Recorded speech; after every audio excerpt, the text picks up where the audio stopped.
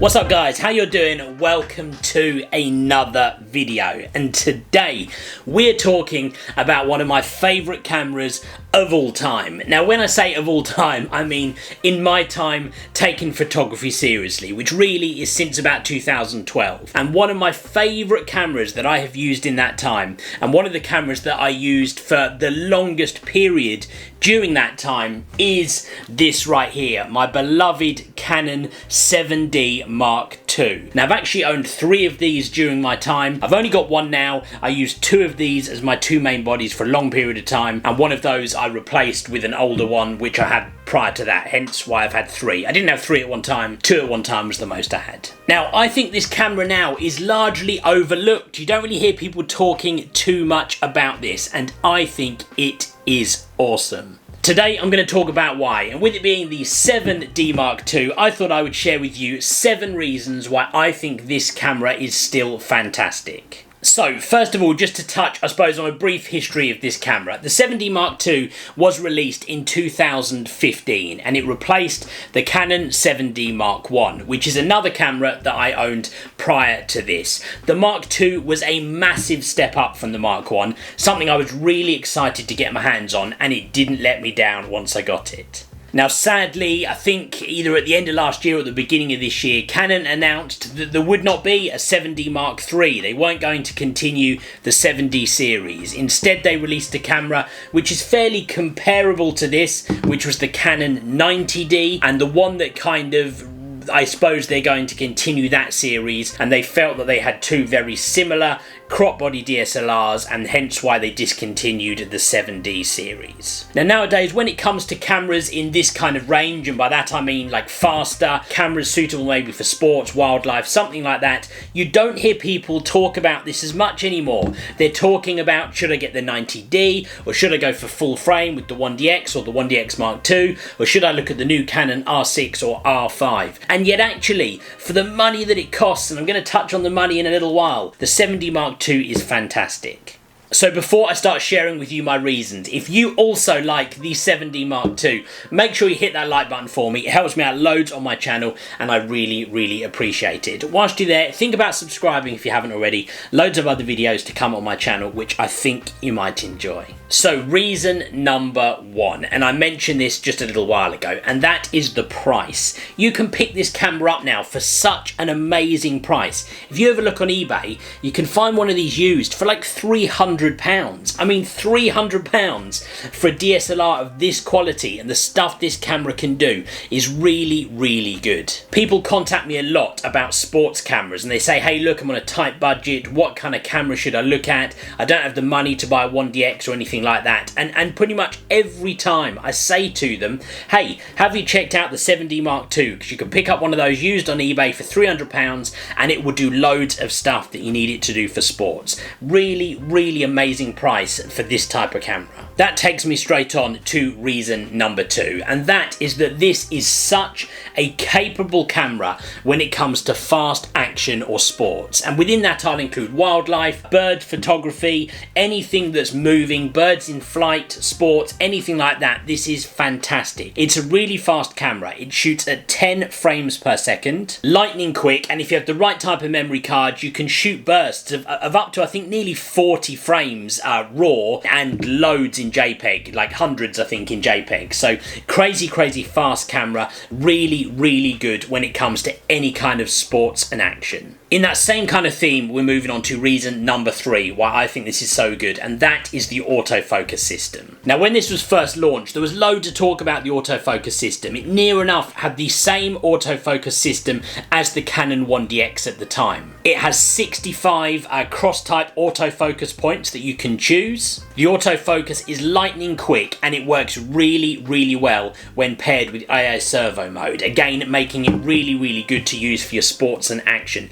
Fantastic autofocus in this camera. I've used this paired with the 1DX for a long period of time, and I've not really noticed any difference when it comes to autofocus specifically. I absolutely think this pairs up, fights equally against the 1DX when it comes to autofocus. Okay, moving into reason number 4, and this might be a simple one and something that maybe some people won't think to be important, but I absolutely do, and that is that it has 2 memory card slots. It has a CF compact flash memory card, and it has a slot for your SD card. Now, I know some people might want them to both be the same, but hey, the important thing for me is that it has the 2 memory card slots. Now, that is so important when you're shooting any kind of professional work. The fact that I could be simultaneously recording 2 files to 2 different memory cards gives me that peace of mind, means that I'm going to be okay if one of those memory cards has an error, something like that. I'll be able to easily and get quick access to my photos. Another thing I liked about that is that when I was working like pitch side for an event and I needed to take one of these cards out to be able to put it in my laptop and download some images, whilst I would still prefer to have the 2 cards, in the immediate short term, if I was doing something on my laptop and something happened in front of me, I still had the other memory card in there and I could quickly get the shot. Really, really love the fact this has 2 memory cards in it. That differs from the 7D Mark I, which didn't have that, and loads of other cameras now, including really modern cameras like the EOS R, for example, only have the 1 card slot. Moving into reason number 5, and actually it's not necessarily a reason in itself, but it's like an anti-reason, and by that I mean one of the reasons why people would overlook this camera is because it's a crop body sensor, and a lot of people would think, oh well, I don't want a crop sensor, I want to try and push for a full frame. And yeah, fine, if you want to push to full frame, and actually if you're going to go professional in the long run, at some point you will want to upgrade to full frame. Yes, absolutely, but there is nothing wrong, and I mean absolutely nothing wrong with a crop sensor camera. Most of the time people would never notice, right? I've had loads of professional sports photos come out of this camera and not once has anyone looked at it and said to me, oh, I reckon that was taken on a crop sensor, because what's the difference, right? If you can get good quality images, it doesn't matter if it's a crop sensor or not. And in fact, again, the fact it's a crop sensor camera is what helps keep that price so low. It doesn't push up into the same kind of price category as your typical full frame camera, something like the 1DX. Moving into reason number 6, and that is the image quality. I love the images that come out of this camera. I love the colours. I love the way that it gets nice, crisp sports photos. This has a 20 megapixel sensor, I think 20.2 megapixel sensor. Now, yeah, fine, does it have the same kind of sensor as the crazy 45 something, 50 something megapixel sensors that you get in some cameras? No, it doesn't. But when you consider that the Canon 1DX Mark III and the Canon R6, 2 brand new up-to-date cameras, they also have 20 megapixel sensors. 20 megapixels is more than enough for 95% of what you're going to photograph. Yes, if you want to go out there and shoot big, like epic landscapes or maybe portraits, weddings, something like that, where those megapixels really count, or maybe if you want to have really awesome cropping ability, then yeah, fine, I get why you would want more than 20 megapixel sensor. But 20 megapixels is plenty. I've blown up photos from this camera up to big, like 60 by 40 centimeter pictures, which I have on the wall of my house, and it is absolutely fine for that. I can't really see why you would be needing more than 20 megapixels for the type of work you're probably looking to do with something like a 7D2. Now, I know when we're talking image quality, people are going to be screaming at me. People are going to be getting in the comments right now. I see you guys in the comments. Oh, but what about the noise? What about the high ISO levels? Well, look, you know what? Yeah, fine. There is a lot of talk about this camera and the low light capability and the fact that it is not great when you get to those higher ISO numbers. And yes, to a certain extent that can be true, but at the same time, I use this camera all the time, like routinely at ISO 3200, ISO 4000 when I was shooting indoor sports or photos under floodlights. And in fact, you know what? My first ever national press photo, which is in the background up here, it is this photo up here that appeared in The Guardian. That was taken at Stamford Bridge shooting under floodlights at ISO, I think 4000,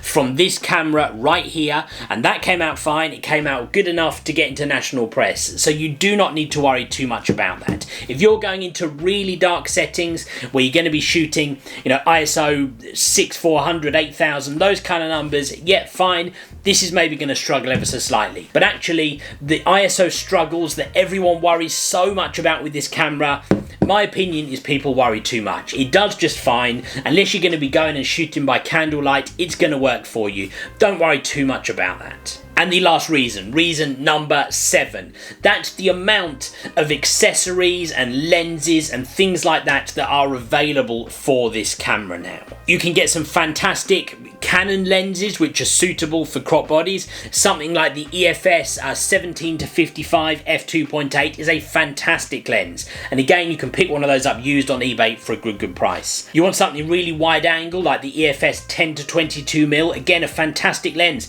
for things like landscapes and those really wide epic shots. Some of the third-party companies as well, Sigma, do an awesome crop body lens. It's the 18-35 f1.8. f1.8 on a zoom lens, 18-35mm. Fantastic lens for a crop body. I used that paired with the 72 for ages. Absolutely loved that combination. You can get other cheaper accessories too. Things like a battery grip. You want a battery grip for the 7D Mark II? Well, you know what? Newer make one. I've got it right here. Newer, however you want to say it, something this like £45, something like that, pairs really well with the 7D2. I used it with this routinely, no problems at all, worked really well. £40 to get yourself an accessory like this. You want to go get yourself a battery grip for the new Canon R6, it's going to cost you something like £200. So if you're looking for a camera to keep your budget down, well in fact also some of those lenses you can pick up used and some of those accessories is going to help with that, which makes this camera even more attractive. And that just about rounds off my 7 reasons why I think the Canon 7D Mark II is still a fantastic camera that should not be overlooked when you are deciding what camera to buy, especially if you are trying to work to a bit of a budget. If you guys did enjoy this video, do me a favour, hit that like button, really helps me out. Make sure you subscribe if you haven't already. Go check me out on Instagram. If you would like to see loads of photos taken with this camera, go check me out on Instagram over at Rob Samble Sport. Go back a couple of months, most of those photos on there were taken with the 7D Mark II. In the meantime guys, thank you very much for watching and I'm going to see you on the next video.